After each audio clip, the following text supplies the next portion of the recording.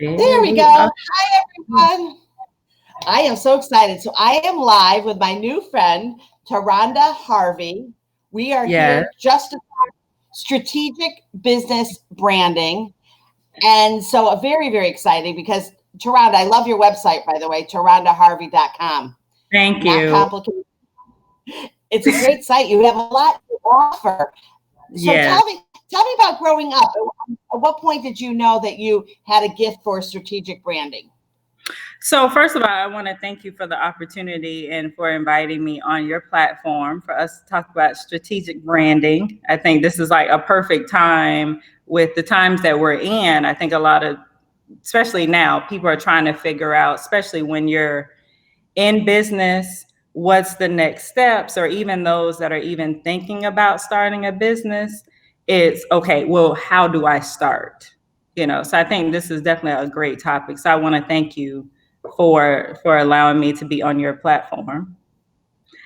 Well, thank you. I am honored to have you on my platform.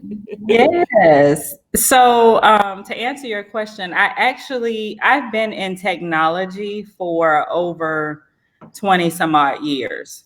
So from the time that I was in high school, I've been always in IT, working with computers, everything. I actually started off learning how to take apart a computer and putting it back together. Wow. Yeah, so that was how it started. And then I started working for a Fortune 500 company where I was a senior business systems analyst. And just during that process, you meet different people. You're working with developers. So, you're coming up with ideas, you're gathering requirements from clients and figuring out, hey, what's the best way to put together a software, an application, whatever they may need in order for their process to go smoother. So in that period of learning and working with clients and business analysis, it put me in the mind like, okay, well, we're doing this for clients at a higher scale, looking at it from a corporate standpoint, but individually, we need to do the same thing. Because every day that we step out, what are we doing? We're branding ourselves, right? And we are, in some way, shape, or form, we're communicating about ourselves every time we walk out of the door.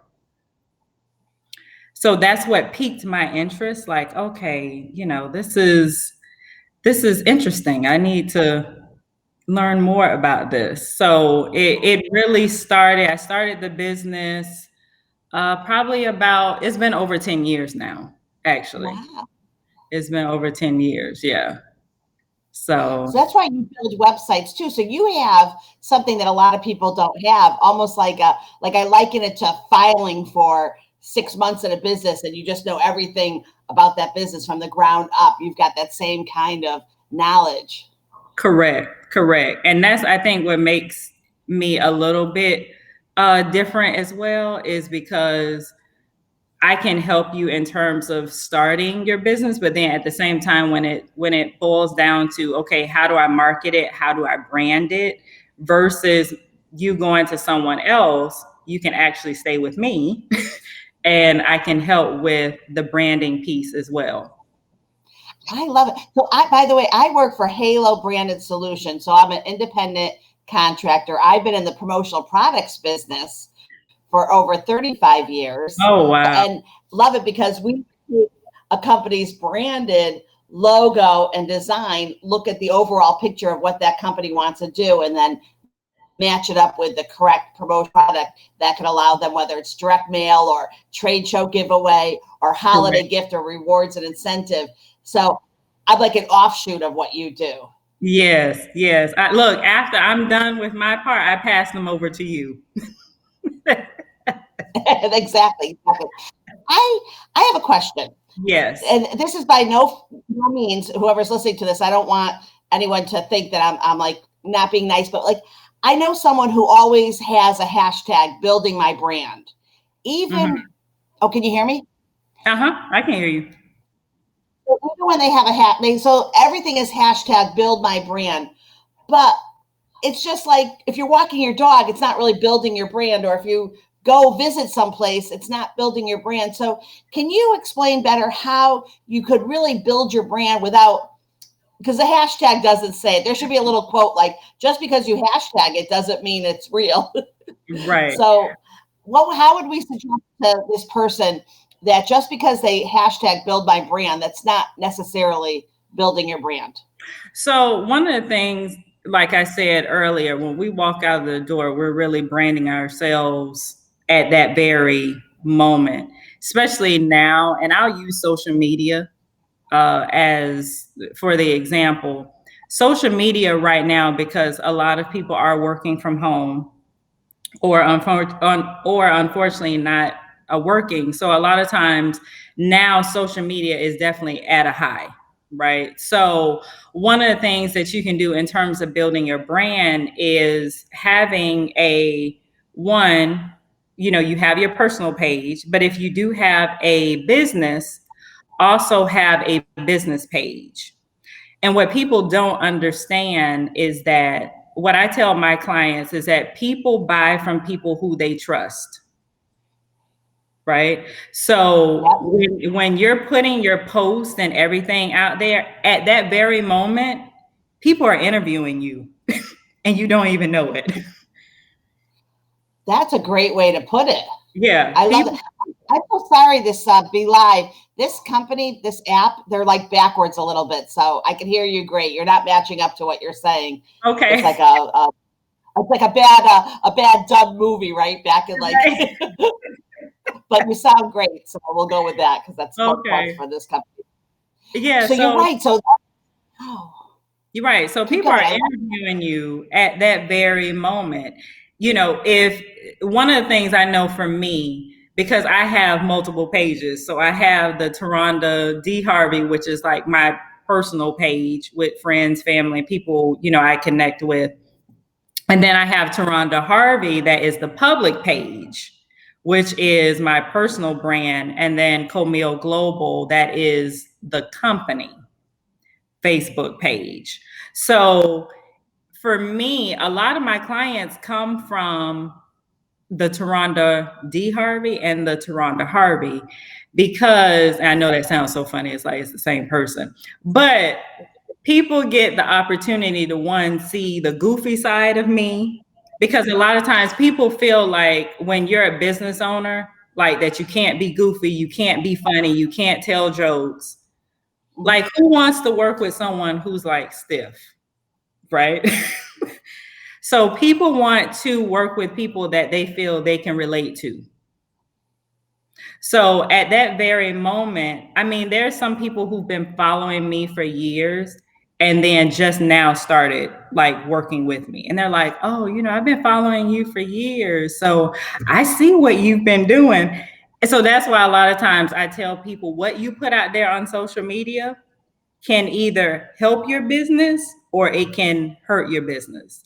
Because I've also heard people say, hey, I went on this person's page and they were talking about this and I don't want to work with anyone like that. So a lot of times people don't know that when you're putting yourself out there, people are interviewing you, people are watching you. You never know where that's how you and I met, right? You and I met. Are you on LinkedIn, right? I think on LinkedIn. Correct. Yep, LinkedIn. So are you saying, so I'm going to assume that you're saying political, keep your politics off, correct? Or if you want to do that, put that on the private page. Put that on the private. When you say private, can we talk about this? When you say private, do you mean that you've got it locked down private?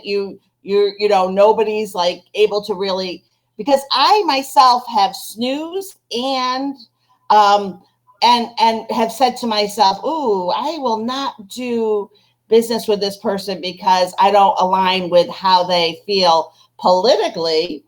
Right. And also during COVID, when COVID-19 first started,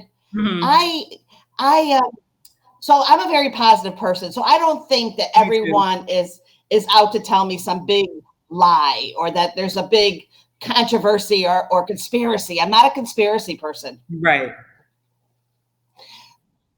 So I was really kind of disappointed in a lot of businesses that said, well, we're open.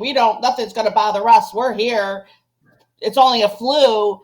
And so I don't even know what they're doing now because I dropped them because I thought, no, that's just doesn't align with who I am. So I don't. Correct. So you're right. Like even myself, I am going to judge how you are with like what you do and see if it aligns with me. Correct. And That's when you have solid.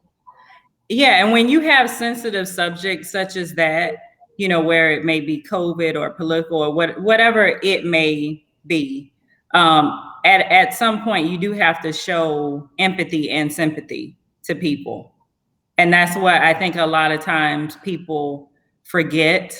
I think even a lot of times I think people who are looking for business owners, especially small business owners. So like right now you have where there are a lot of small business owners that unfortunately cannot move forward in their business due to social distancing.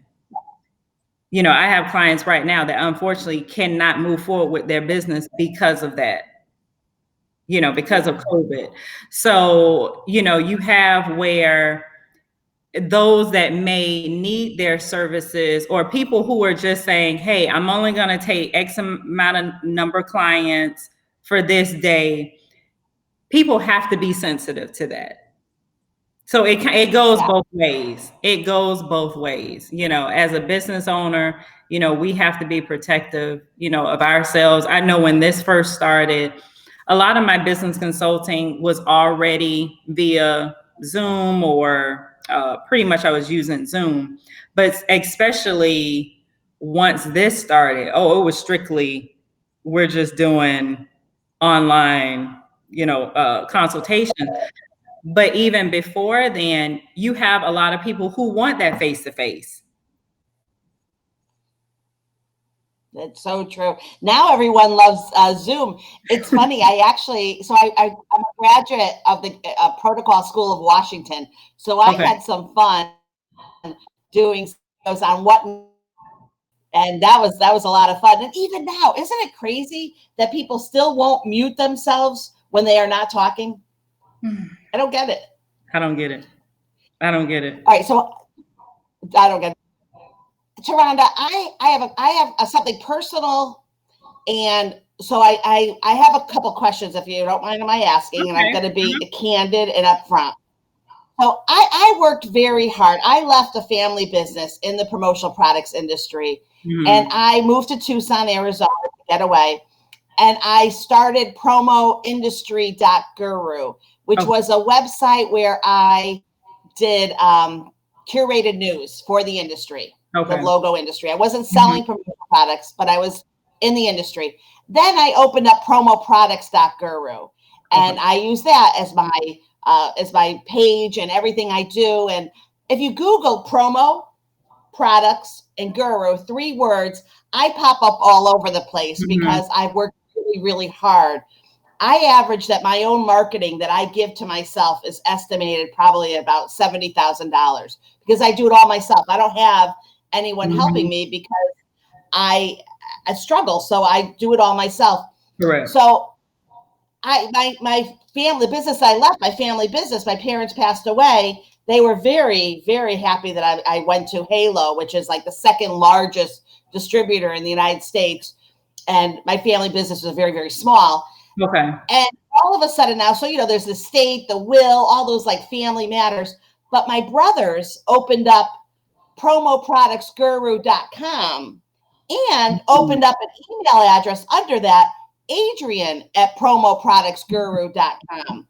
So they really kind of took my name.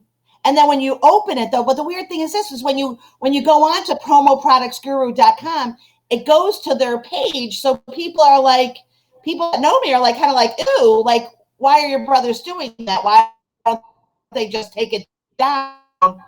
Why would they do that? And I found it out, weirdly enough, because they used it in their Facebook post with my email that at first I thought was wrong. but now, and I got them to take it down because I thought that it was a hacker. I thought someone hacked in. Then when I asked them, they said it was me doing it. And then one brother who, I have a brother who just, they've had it for a couple of months. I think he was probably upset that I didn't know it. Like, the troublemaker brother you have that always wants to things. So just having it out there wasn't enough for him. Just having the site didn't give him any excitement. So he calls me, tells me to think of a number between $199 and $999, and then email it to Adrian@promoproductsguru.com. And then over the phone, he shares that he got that email, which really was like, whoa. One thing is stealing taking a website name, which is trademarked, but the other one is using my name so that people really think, oh my gosh, that's her name. What should I do? Like I already invested so much in Promo Products Guru, and I already had to make an announcement to let people know, because I felt like, what if Walmart got spammed by Target and you thought every time you shopped at Walmart was really Target? Don't we owe the people? But what else? I'm going to be quiet now. What else would you recommend for me to do so that people know that I'm the only promoproducts.guru? So I think one of the first thing, I think, anytime that you want to start a business, for me, I would purchase every domain, right? Domain may cost $12, $13, at the most $20 a year, right? So do, www.blah-blah-blah.com, www.blah-blah-blah.net. Like, grab all of those URLs, because even if you don't use it at that point of time, you could actually do it where, say, your .com can actually redirect to the .net, or your .net can redirect to the .com.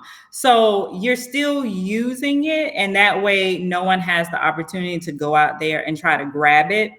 That would be the first thing. The second thing is, when you are promoting your business or any type of marketing materials that you have, make sure that you put your web address on there. And I see that a lot of people don't do that. So in your posts, when you're doing your like a Facebook post or a social media post, whether you're giving out a tip or you're saying, hey, this is the new product that just came out this week, check us out at www.promoproducts.guru. Make sure that you always put your website address, because when you do that, those people who are looking at your post, they're going to know your website because you're constantly promoting it all the time. So that's just like two, I would say, of the main tips that I would give. That's good. So I kind of didn't do that because I never thought, I just didn't do it. I remember looking at it, but thinking, now I'm promoproducts.guru, because you can keep going on and on. It's crazy. Yeah. There's so many. There's so many. So it is. But at least cover the bases. But what does that look like for this company? The company that actually, a $22 million company going after a little teeny seed of a little Adrian business. What does that look like? Right. So I know that, when you're a small business, there are certain things that you can't financially afford. I know one of the things that I did when I started my business was for me to connect with an intellectual property attorney. So that was one of the first things that I did. Even if you go out and find one and maybe just do a consultation with one, just so that what are some ways that you can protect yourself before putting product out there. Interesting. I did talk to an attorney, and they are sending a cease and desist because it is because in essence it is my trademark, and so they're infringing on my trademark. Exactly. And that's where I see a lot of businesses that start off, they don't have that. They promote their business, but there's no trademark to it. And then someone goes and steals it, and then now you're having to find an attorney, do all of these letters, spend unnecessary money that you have to.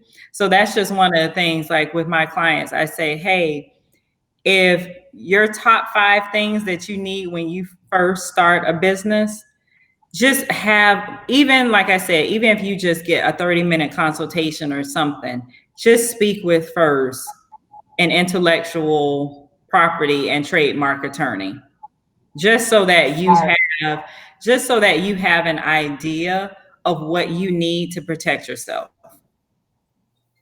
Good advice. Wait, would you share the top 5, all of them? So top 5. So the first one I would say is, well, I won't say in any order because it all depends, right? Okay. So have some sort of either accountant or have an accounting tool. So whether you go out and find a person who's going to do your financial bookings for you, or you actually find a tool out there where you're able to figure out your profits and your losses, whether that may be FreshBooks, QuickBooks. There's so many out there, but just pick one of those for your business. I would say a business coach or a consultant. And that way, when you're coming in, you have an understanding and someone can guide you. One of the things I think that makes it easier for people is for you to talk to someone who's already done this before, right? Why have to go why reinvent the wheel when there's people out here who have done it before? Find someone who may be in your industry. If you're someone who are in the promotional products, maybe they can reach out to you, agent. You see what I mean? So that you can kind of guide them and say, hey, this is one of the mistakes that I made that now I wish I would have. If I had someone to mentor me in the beginning, I would have done X, Y, and Z instead of this way. So finding a business consultant or a coach. I would also say, in terms of getting yourself out there in the digital world, whether that is a website or social media. So get one of the two or both, because they both do 2 different things. But make sure that from the website perspective, at least you have something out there that if people have questions, if people want to find out what services you provide, you at least have a website out there. I tell a lot of people, initially people think, I need a website. People feel like, oh, I need 5 pages. I need the home, the about, the services, the contact. I need a gallery. I need this. When you're starting off, a lot of times you don't need all of that. You could really just get away with 1 page that has information about your business, the services that you provide, and how people can contact you. And you can always expand that website out. You don't have to go out and spend thousands and thousands of dollars from the get-go. Start with something small and then just build your way up, because as your website gets out there, people are going to ask you questions. And at that point, you can say, oh, you know what? I've had 10 people to ask me a question about, what's my process to work with, what's the process for me to be able to work with you? Okay, maybe I need to create a page on how to work with me, or what's the process to work with me. It may be filling out a form with just some information that I can get back with you. But as your website gets out there, you'll know what you need to add to it. And then the other one is an intellectual property and trademark attorney. Because as you put products out there, as you put your services out there, unfortunately, you have people that are going to steal your information. I've seen some people steal people's content just like that, just steal it. Like it's no problem. Yeah. So you want to just make sure what are some of the things that you can have to cover yourself when you are putting things out there on social media. If it's a product and you have your logo, watermark your logo on that social media post. Because a lot of times what people are doing now is they see this product and they say, oh, I'm selling this same product, I'm going to steal this. You know, if your logo's on there, how can they do that? Smart. And then I would say the last one would be a photographer, if you can, because I think every business owner should have some professional pictures. Oh, you mean like headshots? Headshots or just some action shots, just some professional pictures, no selfies in the car. So when people are asking you, I get it. Exactly. So when people ask you or say, hey, you know, I want you to be on the podcast, or I want you to do this, you're ready. You already have your picture already. If they say, hey, I need a headshot, you already have the headshot. You're not having to go out now scrambling, trying to find a photographer to take a picture. You know, just be prepared. So those are, I would say, the top 5. I might have said 5 or 6, but the top things that you need when you're starting a business. Thank you. I have to say, I love your photos on your site, and I love you in blue. And really, really beautiful. So I enjoyed that because more action. You got your smiling, looking down. I really love that. Oh, and I don't know if you know this, but I am actually a SCORE certified mentor.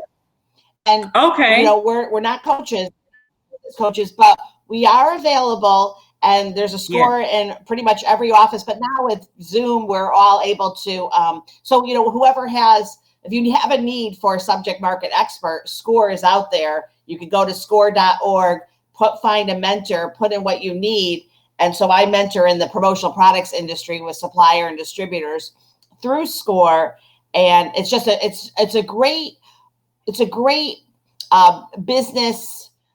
Oh my God, my words are not going as right as I would like them to be, but it's a great resource. And we have workshops. We have all kinds of different, business offerings that we have. The website has business templates, but you can look at a business plan. It doesn't mean that it makes it easy. So you really want to work. A mentor doesn't do your homework for you. We're not a coach. We just help you to navigate the waters. Often you still need to have a business coach to go with that. But it's really fun. Do you have a few minutes to tell us about your most glorious client, like one that you feel like if someone had to say the one that really you're so proud of, your baby that's now grown up? Would you share that? Let me see, without saying any names. No. Well, you can say a name if there's no. I don't have any sponsors. You know what? Honestly. And I'm not saying this because anyone who knows me know that I just come out and say it. But so what I'm about to say is I'm really being genuine. But when I tell you all of my clients, I am sincerely proud of. I have seen each of them, and they're all in various industries. But I've seen them from when they came to me, whether it was they had an idea and said, okay, hey, let's come up with a strategy, how we're going to do this. And to see it just blossom, it's like, wow. I know one of my clients, we had a business strategy session, and we were talking. I was like, okay, what about if you did this box? What if you did this? And then we were like, okay, this may work. And it was so funny because for my birthday, she actually did the box for me. So I was the first. I was like the first one to see it. And I was like, oh my gosh, I love it. And from that That's so moment, special. yeah, and from that moment, it has just, been great for her. But all of my clients, just to see them, whether they're winning awards, whether they are being published in articles, whether they have just grown from the time that we've met up until now, the confidence that a lot of them have now, because when you're first starting off in your business, I don't care what anybody will say. And even with myself, if it's something that I'm just putting out, or I'm like, oh, I have an idea, and I'm like, but is this going to work? It doesn't matter how many years you've been in business, you're still going to have a fear of putting something new out. You just have, it's just a natural thing, because you don't know whether or not people are going to take to it. People may say, oh God, that just sucks. What did she think with putting that out there? But just to see from my clients the confidence that they've built to say, I'm going to try this. If it fails, it fails. If it blows up, it blows up. But just to see that confidence, and for us to not only be clients, but we also have that friendship where if it's something that, I'm like, oh, I don't know, no one gets offensive. We know that it is clearly, all of my clients know that that I am clearly there for them and want to see them grow. But I'm proud of all of them. I mean, I can't, I there's love that. not one that I can pick. Yeah. That's okay. I love that answer. That was a beautiful answer. And I do think that the reality of life, I don't know, even growing up in the business, in family business, I never minded saying that I made a mistake. Some people they never want to admit that they're wrong or that they make a mistake. And so starting candid conversations was something that I wanted to do for years. But finally, when COVID hit, I thought to myself, you know what, you make mistakes all the time. And sometimes the dog poops and I got to run and pick it up. And as long as I have this and it's real and natural and there's no rehearsal, no script, Correct. no talk of religion or politics too, right. But that I could do something like this and reach out to people and just have candid conversations. And if I make mistakes or someone doesn't like me, I have to be okay with that. And it really has helped my own credibility. Like I'm right. learning more about myself. All right, so now I'm going to let you go in a minute, but I want to ask you this. Yes. Because what you do is always hard to kind of put it in a couple sentences. So I'm on the elevator and I see you and I know myself, I'm going to look at you and we'll say, oh, you're beautiful. What do you do for a living? And what's that answer? You know what? You're supposed to have this 30-second elevator pitch. I think I've changed mine so many times. I have changed it so many times that so now because I do different things, it's kind of like hard to put it all in one bubble. But the latest one that I actually came out with, and I have not shared it yet because it's kind of like a different direction that I am going into. But I would say that, and I wrote it down. So it is that I'm going to think of off the top of my head. So what I would say is that I teach entrepreneurs. I'm gonna make sure I get this right. Because when I tell you I just came up with this last week, this is last week. So it's interesting that you asked me this. So I teach entrepreneurs hold on, wait, because I don't want to mess this up. Wait. Hold on. No, take your time. I am going to find this because I don't want to mess it up, because I thought it was like the thing of sliced bread that I came up with. Awesome. And I do not want to mess up. Oh, here it is. Okay. So my new tagline is, I help business owners clock out of part-time entrepreneurship into a full-time brand.